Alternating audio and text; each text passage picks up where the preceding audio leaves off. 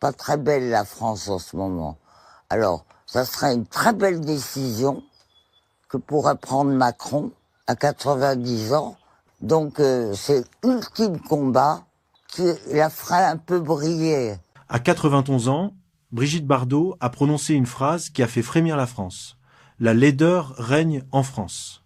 Ces mots, simples et terribles, ont traversé le pays comme un éclat de vérité. Certains y ont vu une provocation de plus, d'autres y ont reconnu la lucidité d'une femme qui n'a plus rien à prouver. Car quand Brigitte Bardot parle de laideur, elle ne parle pas des visages, mais des âmes. Pour elle, la beauté a quitté les discours, les gestes, la politique et même les regards. La France qu'elle aimait, celle du courage, de la sincérité et du cœur, s'efface sous les apparences. Elle le dit sans détour. Je vois la cruauté, la lâcheté, la vanité gouverner nos vies. Ces mots ne viennent pas d'une actrice oubliée, mais d'une conscience blessée.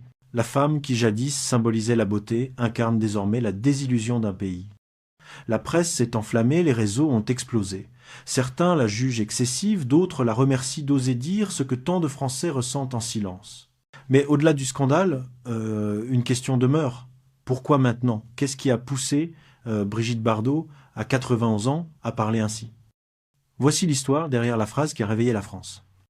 Brigitte Bardot est née à Paris, le 28 septembre 1934, dans une famille bourgeoise où la rigueur comptait plus que la tendresse. Petite fille timide, elle découvre très tôt que le regard des autres peut blesser autant qu'il peut élever. À 15 ans, elle pose pour des magazines de mode.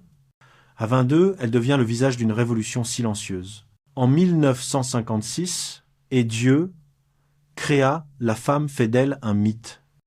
La France découvre une liberté qu'elle n'osait pas encore nommer. Sur l'écran, Bardot ne joue pas, elle vit. Elle incarne la jeunesse, la sensualité, l'audace d'une époque qui veut briser ses chaînes. Mais derrière les sourires, la machine médiatique la dévore. Les amours, les scandales, les jugements, tout devient public. Chaque regard posé sur elle devient un verdict. Alors qu'on l'appelle la plus belle femme du monde, elle se sent étrangère à cette image. Peu à peu, la gloire se transforme en prison. En 1973, au sommet de sa carrière, elle quitte le cinéma.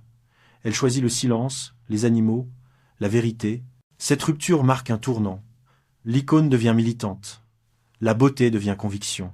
Là où d'autres cherchent encore la lumière, elle se retire dans l'ombre, à la madrague, pour y défendre ceux qui ne peuvent pas parler. Brigitte Bardot ne veut plus séduire, elle veut convaincre. Elle ne cherche plus l'admiration mais la justice. Et quand, des décennies plus tard, elle parle de laideur, ce mot ne sort pas de nulle part. Il vient d'une femme qui a connu la beauté sous toutes ses formes et qui en voit désormais la disparition. C'est ce parcours, entre gloire et retrait, qui donne à ces mots une résonance unique. Elle n'est plus une actrice, elle est une mémoire. Et cette mémoire s'apprête à livrer son combat le plus personnel, la militante inflexible. Quand elle quitte le cinéma en 1973, beaucoup pensent qu'elle disparaîtra dans le silence. Mais Brigitte Bardot n'a jamais eu besoin des caméras pour exister. Dans le calme de la Madrague, sa maison de Saint-Tropez, elle découvre une autre scène, celle du monde animal, blessé, oublié, sacrifié au confort humain.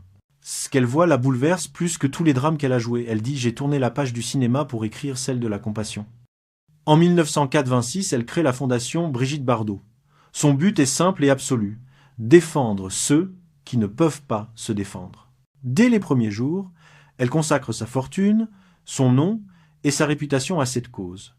Dans une France encore indifférente, son engagement dérange. On se moque d'elle, on la traite d'extrémiste, mais elle tient bon. Elle écrit au président, interpelle les ministres, dénonce les abattoirs et les chasses dites traditionnelles. Chaque mot qu'elle prononce devient un coup de tonnerre dans le ciel tranquille des politiciens. La Bardot d'hier, icône de beauté, se transforme en combattante farouche. Ses robes disparaissent, remplacées par des pulls de laine. Son maquillage s'efface, mais sa voix, elle, devient plus forte. Elle refuse les demi-mesures. Elle s'indigne contre la chasse aux phoques, contre les corridas, contre la fourrure. Pour elle, l'animal n'est pas une cause à la mode, c'est une question de morale. Le respect de la vie, dit-elle, commence par le respect des plus faibles. Sa fondation grandit, étend son action dans le monde entier. Elle sauve des chevaux, des chiens, des éléphants. Bardot ne cherche plus à plaire. Elle veut faire réfléchir. Et si ces mots choquent parfois, c'est parce qu'ils viennent du cœur, sans filtre ni stratégie. Dans un monde de compromis, elle reste une voix intransigeante. une femme qui n'a pas peur d'être seule tant qu'elle est du côté de la vérité. C'est dans cette solitude choisie que naîtra sa colère contre la France d'aujourd'hui, une colère qui ne vise personne, mais qui parle à tous. La France et la laideur. L'orage Bardot. La colère contre Macron. De la Madrague, Brigitte Bardot a lancé une phrase qui a sidéré le pays. Deux ladeurs gouvernent la France, la cruauté envers les animaux et le couple Macron, ce n'est pas une boutade. C'est la pointe d'un long miroir tendu au pouvoir, à une époque et à une manière de gouverner qu'elle juge décorative, tiède et indifférente à la souffrance animale. Pour elle, la laideur dont elle parle n'est pas celle des visages, mais celle des âmes et des gestes qui manquent. Le cœur de sa colère s'éclaire dans un épisode précis, une rencontre à l'Élysée. La première dame l'accueille avec le sourire, évoque son dernier livre avec chaleur, l'arme de combat et parle de compassion. Bardot, polie mais méfiante, confiera ensuite à ses proches qu'elle doute que Madame Macron en ait lu ne serait-ce qu'une ligne. Elle y voit un symbole. Le pouvoir qui prononce les bons mots et évite soigneusement les sujets qui fâchent. Le pouvoir qui parle de cœur sans poser d'actes. Cette scène pour elle résume la laideur de notre temps, des salons pleins de discours vides d'action. Autour d'elle, la tempête médiatique se lève aussitôt. La phrase « de laideur » devient titre de une, boucle d'infos, étincelle de colère et de fascination. Sur les réseaux, les camps se forment. Il y a ceux qui la remercient d'oser et ceux qui dénoncent la dureté d'une vieille furie. Mais Bardot assume, comme toujours. Elle le dit clairement, elle ne vise pas l'apparence, elle vise l'âme. Pas une personne, mais une attitude, un style de gouvernance qui préfère l'image à la réforme, le symbole à la loi, la communication au courage. Je préfère être insupportable qu'indifférente, tranche-t-elle. Ce n'est pas la première fois qu'elle heurte un président. En 2007, elle écrivait à Nicolas Sarkozy pour dénoncer l'hypocrisie d'un gouvernement sourd aux cris des bêtes. En 2012, elle fustige François Hollande pour sa lâcheté face à la barbarie. Emmanuel Macron, à ses yeux, n'échappe pas à la règle, trop d'images, pas assez d'action. Sa colère contre le couple présidentiel s'inscrit donc dans une continuité, pas dans un dérapage. Elle ne découvre pas l'indignation à 91 ans, elle la poursuit. Le fond de son grief est simple. La France aime les beaux discours, les visites bien cadrées, les signatures de pétitions, mais hésite devant les réformes réelles, celles qui s'attaquent à la chasse de loisirs. Aux pratiques cruelles, aux abattoirs, à la fourrure. On célèbre la compassion en photo, on la retarde en commission. Pour Bardot, cette élégance du verbe qui recouvre l'inaction est la vraie laideur. Elle déteste la tiédeur, méprise la complaisance. Et si ces mots paraissent brutaux, c'est qu'il perçant le vernis, la politesse du mensonge. Les commentateurs s'interrogent. S'agit-il d'une provocation calculée? D'un cri du cœur? D'une lucidité impopulaire? La vérité, c'est que Bardot ne cherche plus à plaire.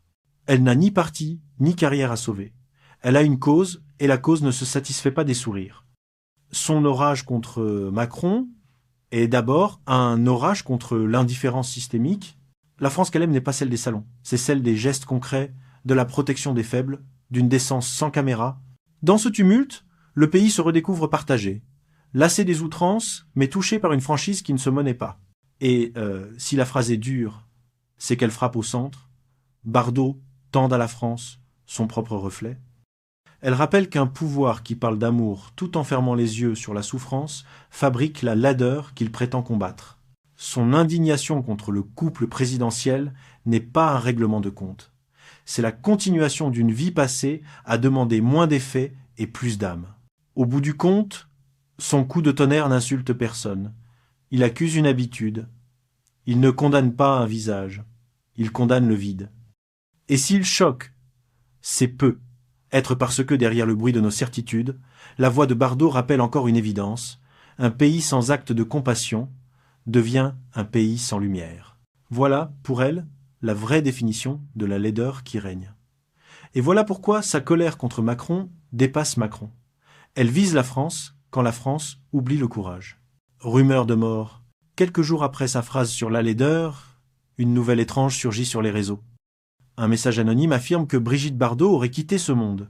En quelques heures, la rumeur se propage comme une traînée de poudre. Les médias s'agitent, les internautes s'émeuvent, certains publient même des messages d'adieu.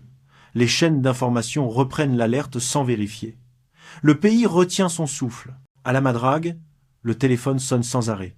Des proches s'inquiètent, des journalistes insistent. Bardot d'abord interloquée, finit par réagir elle-même. Sur X, l'ancien Twitter, elle écrit d'un ton sec « Je vais bien et je n'ai pas l'intention de tirer ma révérence ». Quelques mots, simples et ironiques, suffisent à faire taire la tempête. En un instant, la légende dément la légende. La France respire à nouveau et rit un peu de sa propre panique. Mais derrière cette farce médiatique, il y a une vérité plus amère. L'époque n'attend qu'un faux pas pour enterrer ses icônes. Bardot le sait, et elle s'en amuse avec lucidité. Elle dira plus tard « On veut toujours me faire taire, mais je suis plus vivante que jamais ». Cette phrase résume tout. Son refus d'être effacée, sa fidélité à elle-même et cette ironie mordante qui la protège de tout. Pour beaucoup, cet épisode symbolise une résurrection. Une femme que l'on croyait retirée du monde revient, forte, vibrante, encore capable de secouer un pays. Les journaux qui la veille encore critiquaient sa colère saluent désormais sa franchise et sa vitalité.